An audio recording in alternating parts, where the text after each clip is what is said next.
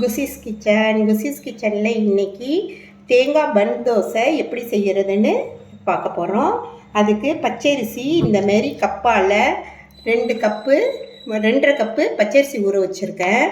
அதுக்கு 1 கப்பு தேங்காய், 1 cup ஊறின அவுள், 1 cup நம்ம சாதாரணமாக யூஸ் பண்ணுற ரைஸு 3 வச்சுருக்கேன்.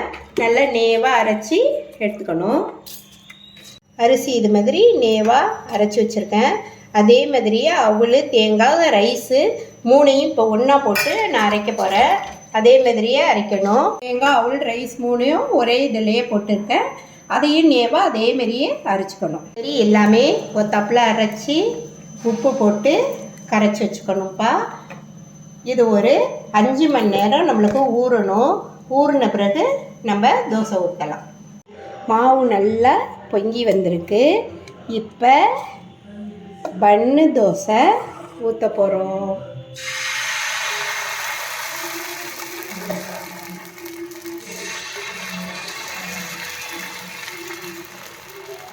பன் தோசை ரெடி.